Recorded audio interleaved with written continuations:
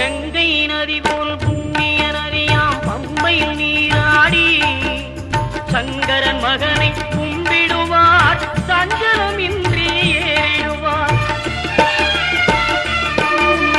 நீலிமலை ஏற்றம் சிவபாலனும் ஏற்றிடுவார். காலமெல்லாம் நமக்கே அருள்காவலனாயிருப்பார். தேகபலம் தா பாதபலம் தா தேகபலம் தா பாதபலம் தா தேகபலம் தா என்றார்.